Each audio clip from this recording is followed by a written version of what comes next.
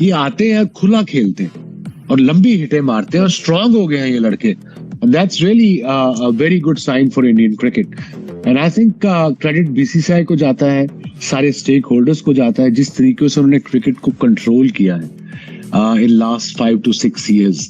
You know, जैसे बताया कि आपके यंग प्लेयर्स का एक पूल है और जो आपकी नेशनल एकेडमी है वो वन मेरे बड़े अच्छे दोस्त और बड़ा जबरदस्त इंसान है वीवीएस लक्ष्मण कर रहे हैं। आप कभी भी नहीं कर सकते। आपको पता होना चाहिए कि हिंदुस्तान की बैटिंग सिंस पार्टीशन वो अंडर-19 की हो या इंडिया की हो, इंडिया सीनियर टीम की हो, वो फैंटा लगाते हैं। उनके बाद दुनिया के सबसे बड़े बैट्समैन आते हैं और उनको उनके अंदर अक्ल होती है, उनको गेम स्ट्रक्चर पता होता है, उनको शॉर्ट जोन्स पता होते हैं, स्कोरिंग शॉट्स पता होते हैं। मेरी बात सुने, ये हमसे 1 घंटे दूर ही है ना वाघा बॉर्डर और बिल्कुल ऐसे ही है सर, एक्सट्रीम।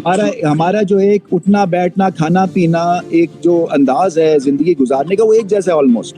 बिल्कुल ऐसे ही। आगे निकल गए हैं वो, इसलिए आगे निकल गए हैं क्योंकि उनकी तरबियत, उनका प्रोसेस, उनकी एनवायरनमेंट, उनकी क्लब स्ट्रक्चर, उनकी जो कोचिंग है उसमें देखे ना, ये जो इंजेक्शन लगा है, ये एग्रेशन का कभी आप सोच ही नहीं सकते थे भारतीय प्लेयर्स इतने एग्रेसिव हो सकते हैं फास्ट बॉलर्स को। और ऐसा ठोका है कि उनको पता लग गया कि भाई ये हमारी जो टीम है ये हल्की टीम नहीं है, यंग लड़के हैं लेकिन बहुत तगड़े हैं। हर मैच के अंदर आपको आके यही लगेगा कि वो इसी तरह ही खेलते हैं जिस तरह उनका पहला मैच है। वो ही हंगर उनके चेहरे पे नजर आती है, डिसिप्लिन उनके बैटिंग के अंदर या बॉलिंग के अंदर नजर आता है। उनकी जो बॉडी लैंग्वेज होती है वो अपने मुल्क के लिए कुछ करना चाहते हैं, उसके लिए प्रैक्टिसेस की होती है। उनका स्किल लेवल जो है वो इस काबिल है कि वो जो है ना हाईएस्ट लेवल पे अपने मुल्क को सर्व कर। अच्छा लगा कि हिंदुस्तान की batting lineup from the front, from the start, right from the word go लगा के मुकाबले के लिए आई है। हिंदुस्तान ने किसी बैट्समैन ने सेल्फिश नहीं खेला, किसी भी बैट्समैन ने ये कोशिश नहीं की कि वो अपने लिए खेले।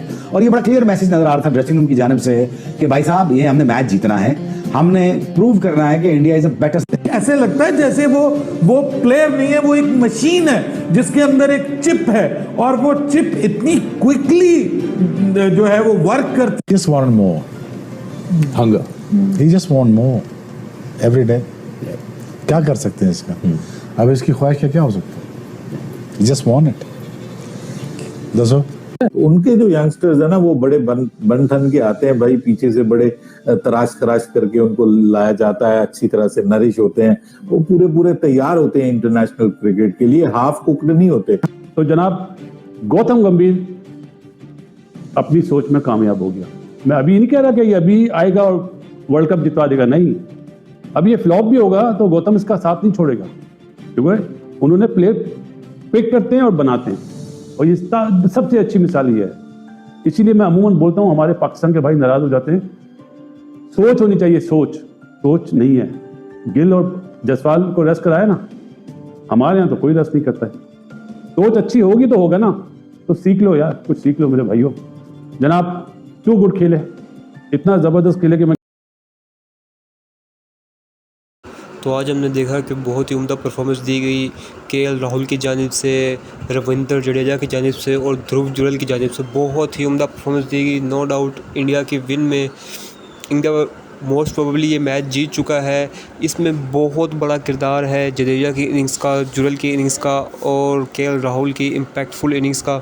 बहुत ही उम्दा वक्त पर टीम का साथ देते हैं। हमने पहले भी देखा जडेजा अक्सर उन औकात पर टीम का साथ देते हैं जब टीम को ज़रूरत होती है। इससे पहले England series, India versus England में भी बहुत उम्दा बैटिंग का मुजाहरा किया, जिसके चलते इंडिया को काफ़ी सपोर्ट रही और इंडियन टीम काफ़ी मैच जीत भी गई और ड्रॉ भी कर दी test series. No doubt Jadeja और केएल राहुल और ध्रुव जुरैल तीनों ही बहुत इम्पैक्टफुल प्लेयर हैं। जो भी नया प्लेयर आता है बहुत ही उम्दा परफॉर्मेंस देता है। नो डाउट पाकिस्तान में ऐसा नहीं होता, अलबत्ता हमने ज़रूर ये देखा है कि पाकिस्तान के जो न्यू प्लेयर्स आते हैं वो ज़रा हिचकिचाते हैं पिच पे आने से।